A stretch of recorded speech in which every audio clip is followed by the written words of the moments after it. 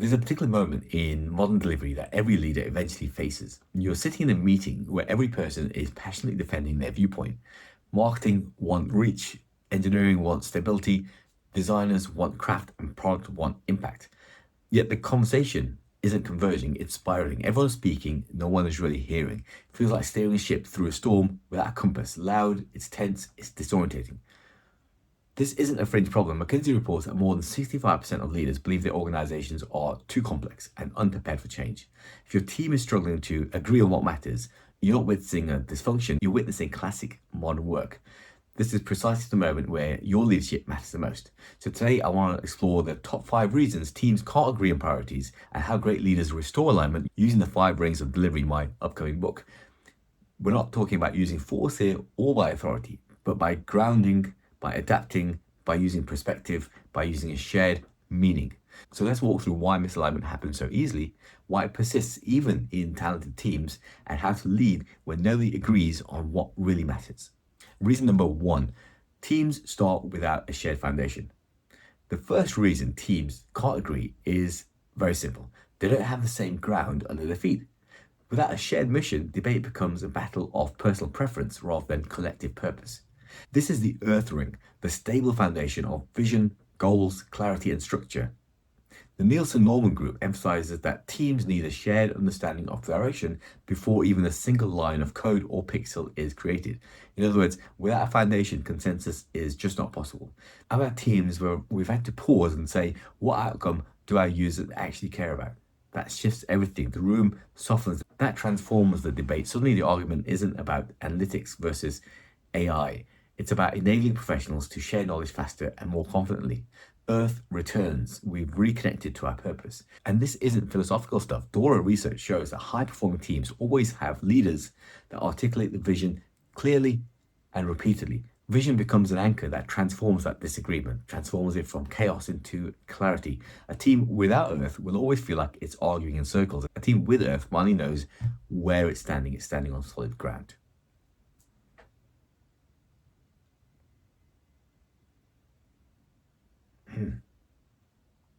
Reason number 2, leaders forget to adapt when the conditions change.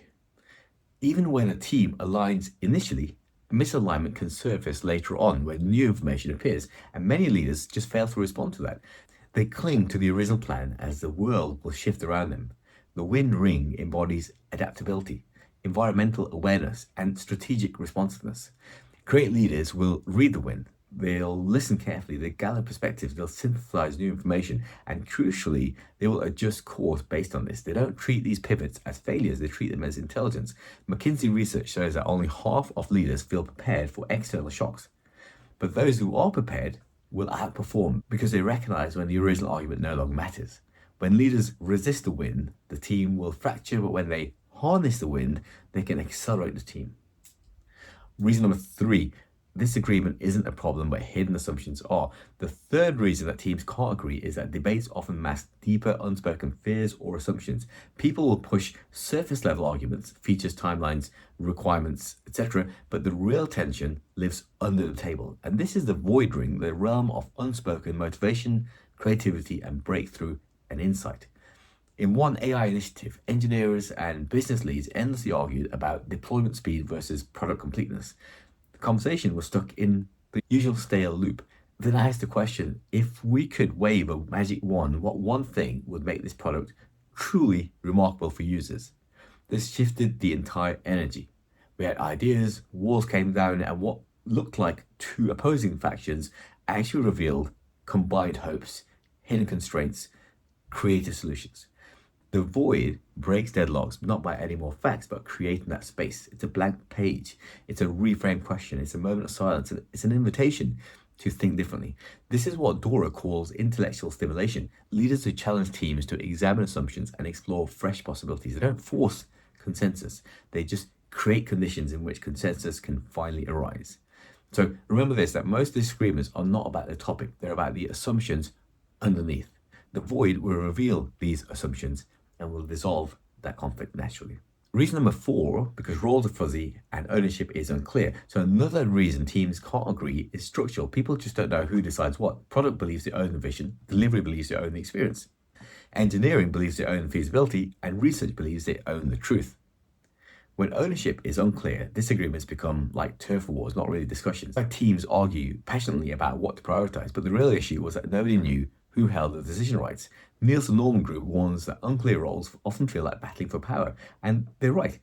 When stakes are unclear, people will defend their ground not because they want control, but because they fear losing impact. A simple ratio or decision framework can transform everything. Once responsibilities are clarified, PM for prioritization, engineering for implementation sequence, disagreements just stop feeling personal. They become structured, they become healthy, because disagreements are healthy, and they become productive.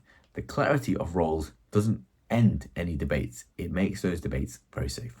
And reason number 5, teams don't pause long enough to see the big picture. The final reason teams struggle is that they rarely zoom out. They argue about the tasks, the features, the heuristics, the deliverables, but they really step back and say, what are we really trying to achieve here? This is the higher layer of the void. And you could say perspective is the oxygen of leadership. It pulls teams into a shared understanding. This is why teams benefit from demos, feedback sessions, and data exposures. They reconnect the work with the real world. They remember who the user is. They remember the impact they're trying to create. So every time a leader says, let's zoom out for a moment, the team moves one step closer to real alignment. So those are the top 5 reasons that teams can't agree. Lack of shared foundations, resistance to changing conditions, hidden assumptions, unclear roles, the absence of perspective. These are not signs of dysfunction, these are signs of complexity. And leading in this environment doesn't mean providing all the answers, it just means creating conditions in which the people that you have can find them together. Earth gives the foundation, wind gives the adaptability, void gives an insight. When these rings come together, disagreement becomes a sort of momentum rather than a friction. The teams will stop fighting for their own priorities and start fighting for that shared mission. More about this in my upcoming book, The 5 Rings of Delivery. But if you enjoyed listening to how leadership works in moments of tension, hit like, hit subscribe. Thanks for watching, and as always, stay agile.